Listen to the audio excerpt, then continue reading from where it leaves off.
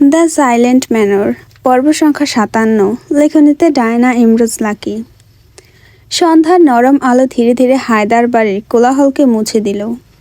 আকাশের বুকে সূর্যের শেষ রঙিন আঁচড় কমলা লাল আর বেগুনি মিশ্রণে মুহূর্তে মুহূর্তে বদলে যেতে থাকল। বাতাসে দিনের উষ্ণতা কমে এসে মিশে যায় হালকা শীতলতায়। দূরের গাছগুলো ছায়ায় ঢেকে যাচ্ছে, পাখিরা ডানা ঝাপটিয়ে নিড়ে ফেরার তারা দেখালো। শহরের দিকে রাস্তার বাতিগুলো একে একে জ্বলে ওঠে, যেন অন্ধকারের বুকে ছোট ছোট তারার জন্ম হচ্ছে। কোথাও আজানের সুর, কোথাও মন্দিরের ঘণ্টার ধ্বনি।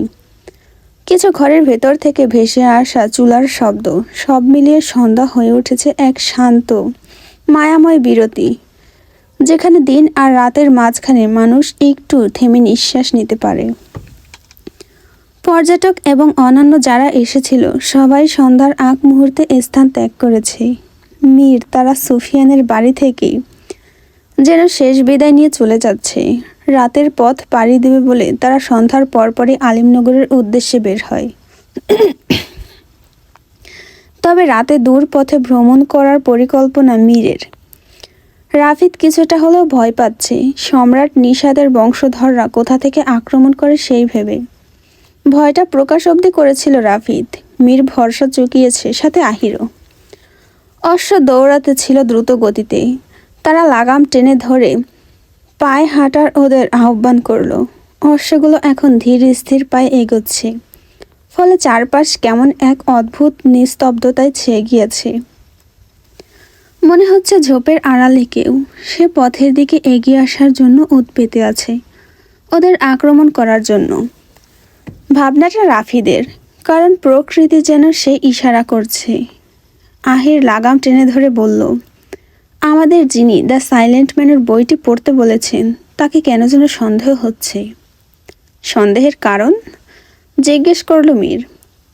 সিন্ধুতলী গ্রাম সম্পর্কে এবং সুফিয়ান হায়দারকে তো অনেকেই চেনে, তবে উনি কেন খুঁজে পাচ্ছিলেন না। আহির খানিকটা বিভ্রান্তি নিয়ে কিছুটা উদ্ভ্রান্তের সাথে বলল। মীর তার সন্দেহের বাক্য ধরে বলল, সিন্ধুতলী গ্রাম আলিমনগর থেকে অনেক দূরে। আলিমনগরের কেউই সেই ঘটনা সম্পর্কে জানে না, জানলেও কেউ খুব সহজে মুখ খুলতে চাইতো না। আর সিন্ধুতলী গ্রাম এখন শহরের আওতায়। সুফিয়ান হায়দারের বাড়িটিও এক কথায় পরিত্যক্ত, তাই এই সম্পর্কে সবাই জানবে না, এটাই স্বাভাবিক।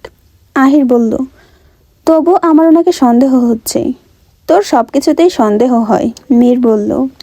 রাফিদ তাদের কথোপকথনে যোগ করে বলল, তোরা ওনাকে নিয়ে কেন পড়লি? আমি তো ভাবছি সুফিয়ান হায়দারের বাঁশিটিকে চুরি করলো, আর সে এই বাঁশি কোথায় বসে বাজাচ্ছে। মীর আহিরকে ছেড়ে দিয়ে এখন রাফিদের প্রসঙ্গে বক্তব্য রাখলো, বলল, শুনে আমিও চিন্তিত হয়েছি। স্বর্ণের বাঁশি, ওটার প্রতি সবার নজর থাকবে, সেটা স্বাভাবিক। হয়তো কারো লোভ লেগেছে তাই চুরি করেছে। আহির প্রসঙ্গের আর একটু গভীরে গেল। সবকিছু কেমন যেন চক্রের মতো লাগছে। মনে হচ্ছে কোনো একটা সূত্রের সাথে সবকিছু জড়িত, কিন্তু আমরা সেই সূত্র দেখছি না। যেমন সুফিয়ান হায়দারের পেন্টিং, উনি কিভাবে জানলেন আগামী দিনে ওনার সাথে কি হবে, কার সাথে দেখা হবে, উনি কিভাবে মারা যাবেন, এসব জানা অসম্ভব।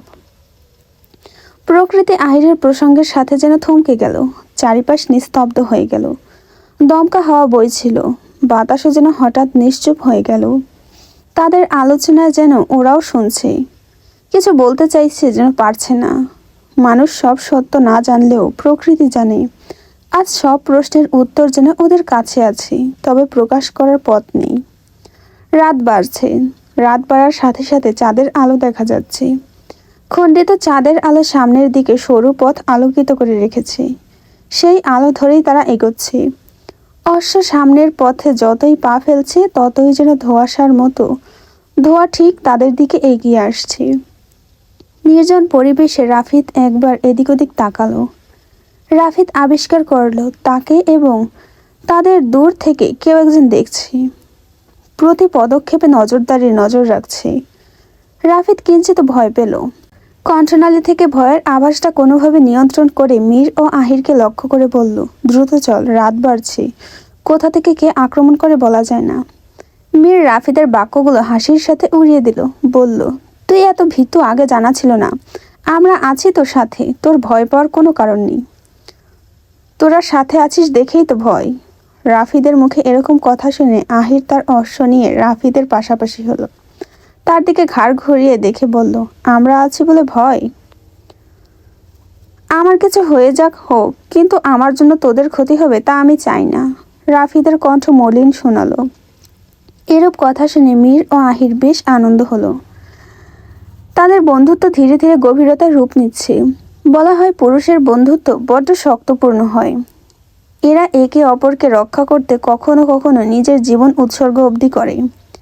বৈদেশিক নাগরিক জন ডাল্টন এবং অ্যারিসনের বন্ধুত্বের কথা প্রায় সবাই জানে।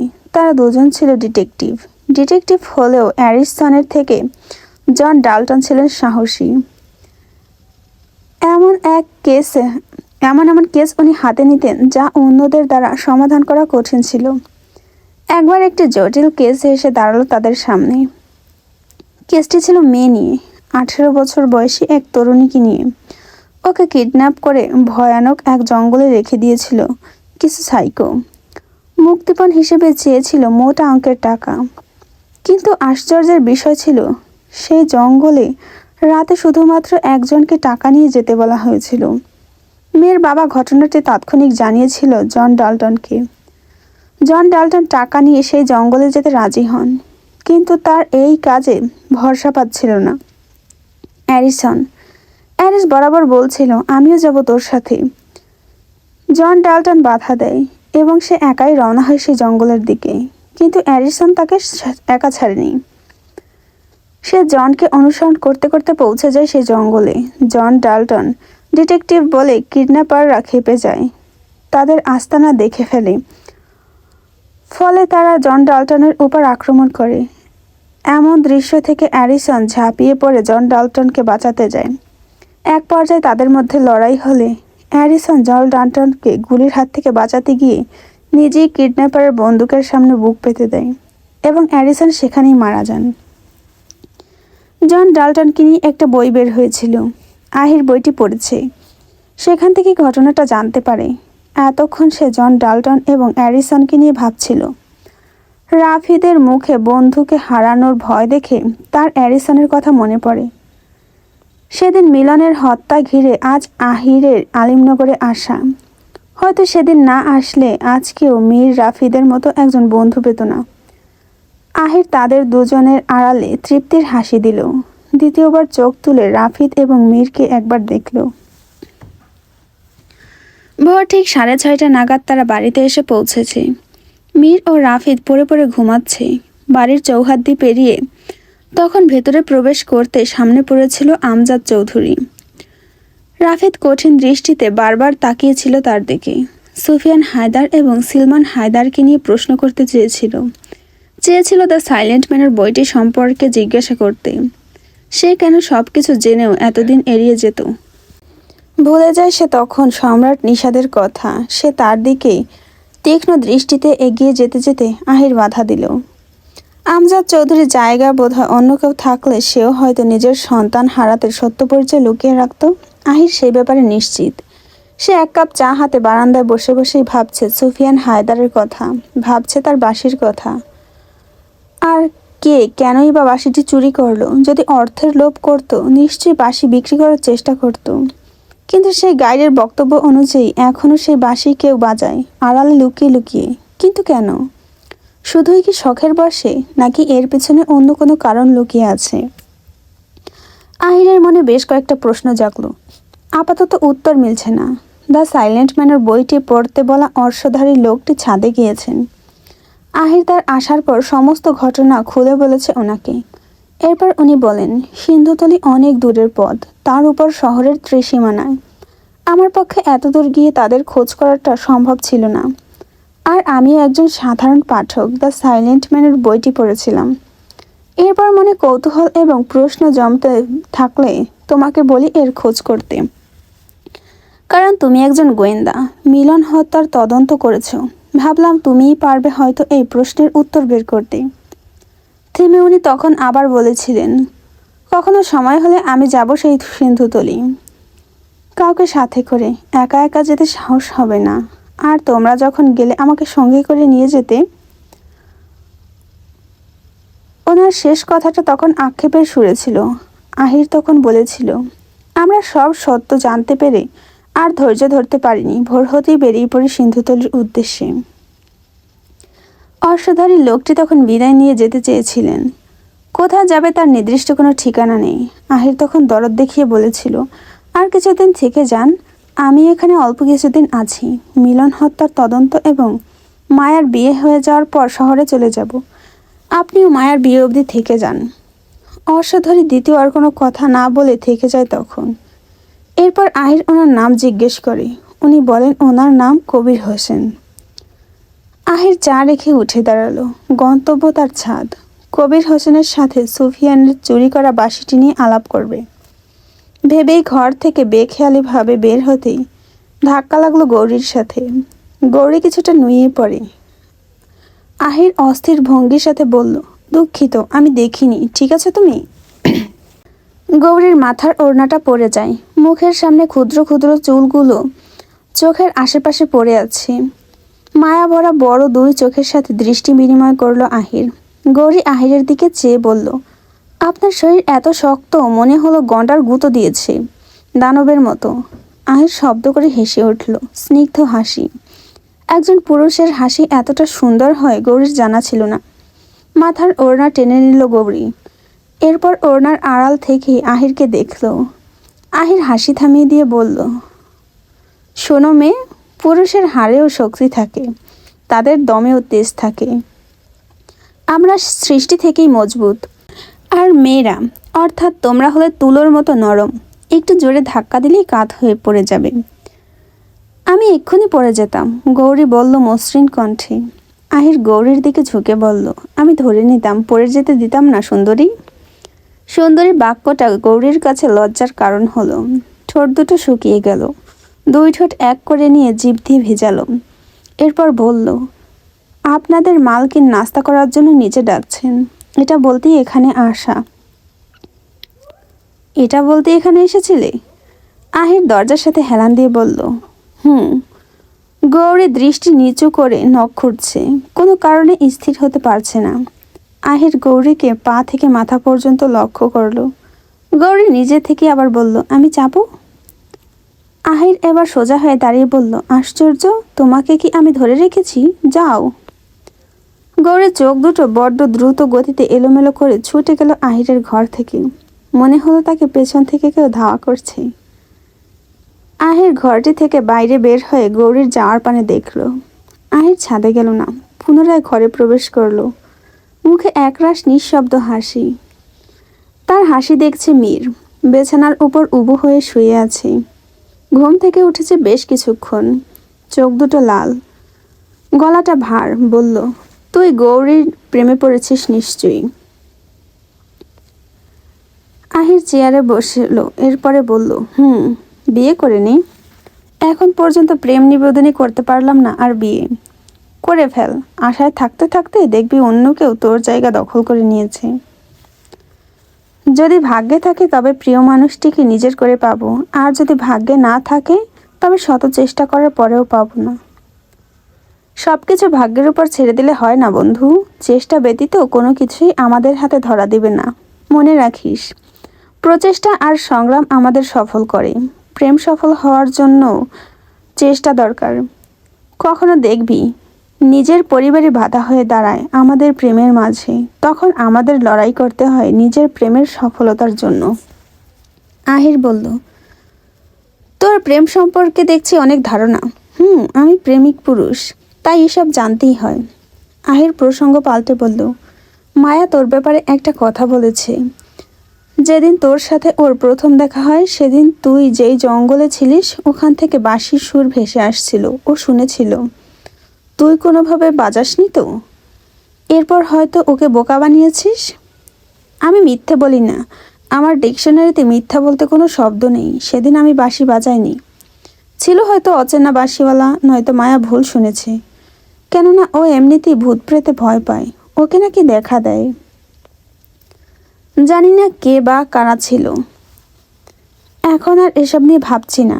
আপাতত মিলন হত্যার তদন্ত করব, শীঘ্রই এর রহস্য উন্মোচন করব। মীর বলল, এদিকে তুই খুনিকে খুঁজবি, অন্যদিকে বিয়ে। না, ভালোই হবে। আহির বলল, তুই কোনো বিষয়ে কি সিরিয়াস হতে পারিস না?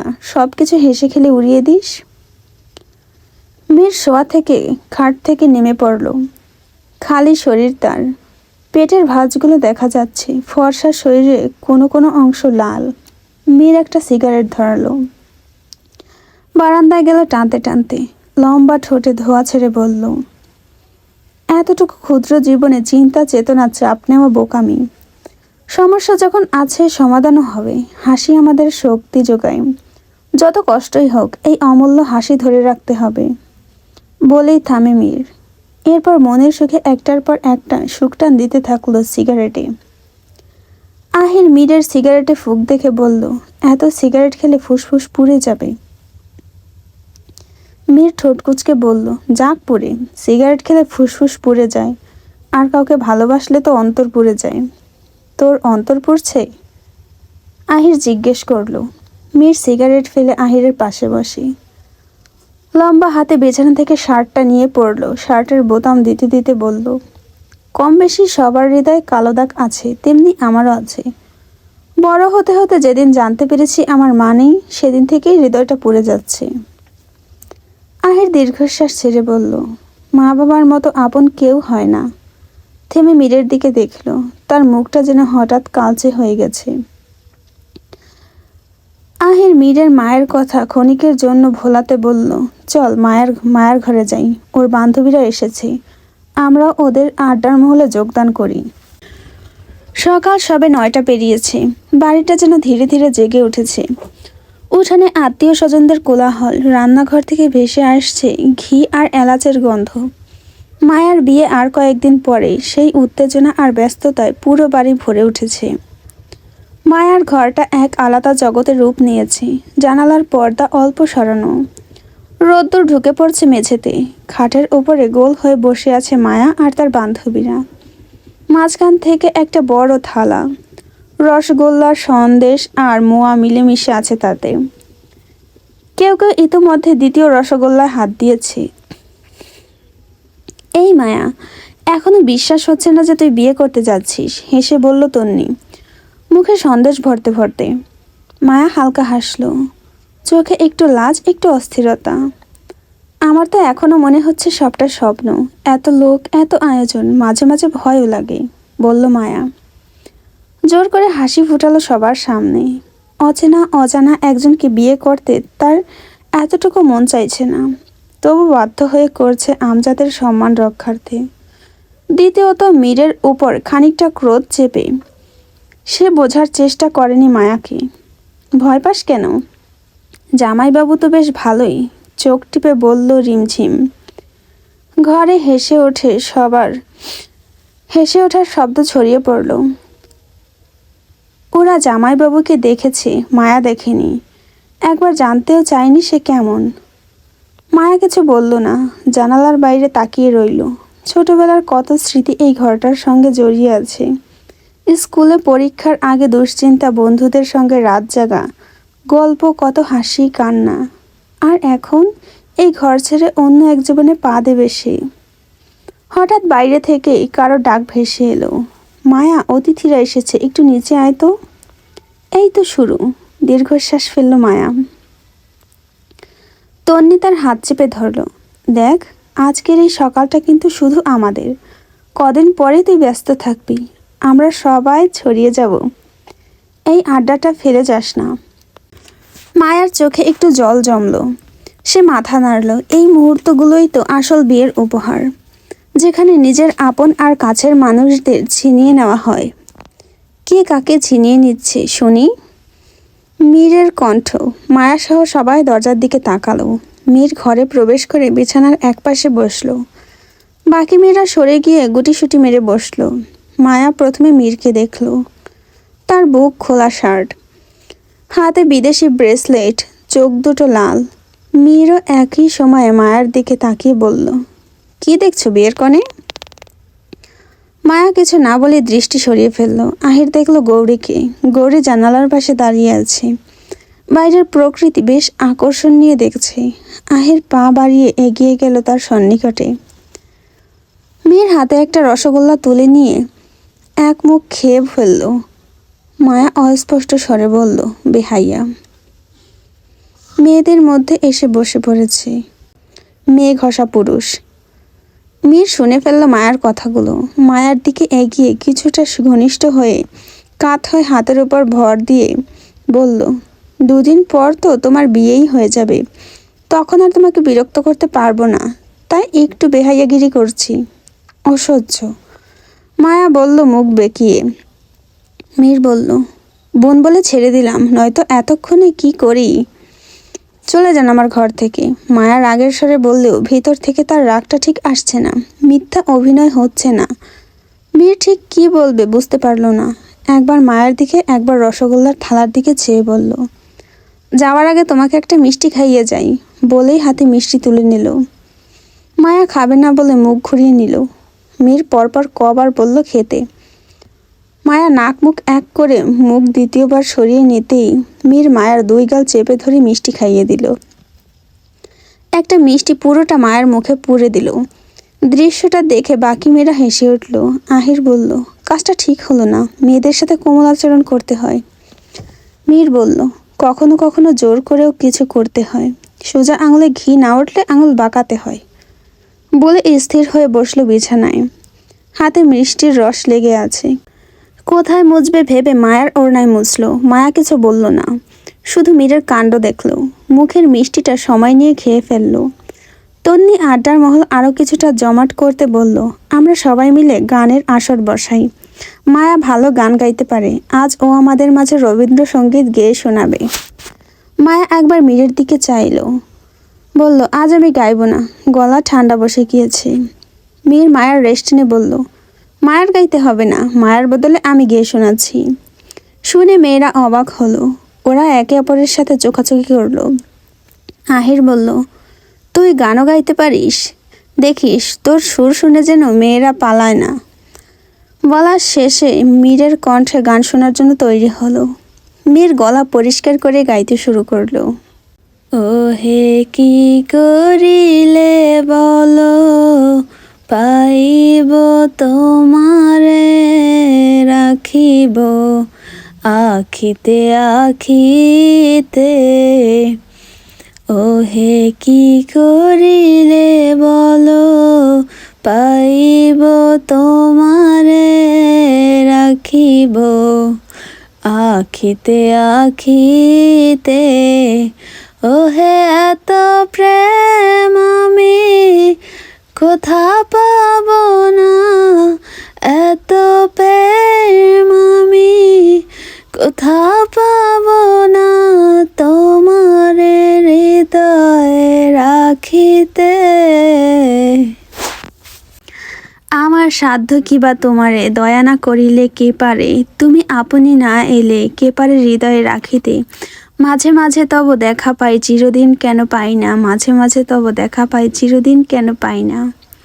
মীর থেমে গেল। সবাই হাঁ করে চেয়ে রইল মীরের কণ্ঠ শুনে। মনে হচ্ছে সে একজন কণ্ঠশিল্পী। আহির মীরের কণ্ঠে রবীন্দ্রসঙ্গীত শুনে সে সর্বপ্রথম হাততালি দিয়ে উঠল, সাথে বাকিরা দিল। মায়া ঠোঁটের ফাঁকে হাসি আনল। সে কাত পাশ থেকে মীরকে মোহময় দৃষ্টিতে দেখছে।